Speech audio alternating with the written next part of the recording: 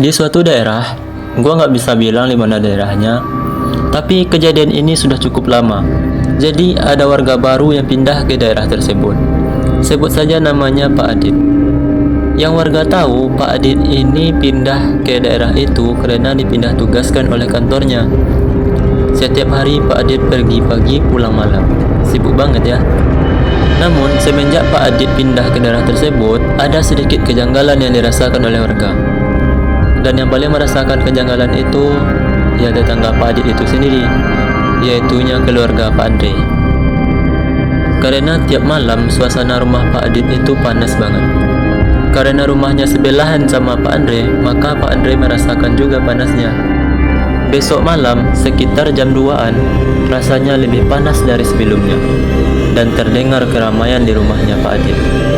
Pak Andre terbangun dan keluar rumahnya dan mengintip lewat pagar ke halaman rumah Pak Adit. Pak Andre kaget, dia melihat putih-putih. Pak Andre memperhatikan putih-putih apa itu, dan terjadilah tatap-tatapan Pak Andre dengan Kunti. Hampir jatuh jantung Pak Andre, dan ia pun langsung lari ke dalam rumahnya dan langsung tidur. Besok paginya, Pak Andre melihat putrinya ngomong sendiri. "Kamu ngomong sama siapa?" kata Pak Andre. Terus putrinya bilang, "Itu ada Kunti." Marahlah Pak Andre, putrinya didatangi oleh sosok Kunti yang dia lihat dari rumah Pak Adit. Langsung dia datangi rumah Pak Adit dan digedor-gedor pintunya sambil teriak-teriak. Pak Adit keluar dengan tenang dan mempersilahkan Pak Andre masuk. Dan sesampai di dalam, Pak Andre melihat ada lingkaran pakai lilin. Tiba-tiba pintu tertutup sendiri. Tak lama, lampunya pun mati. Kemudian menyalalah lilin tadi dan terlihatlah Kunti merah oleh Pak Andre. Dan dia ngomong, "Jangan ganggu keluargaku." Pak Andre ketakutan bukan main.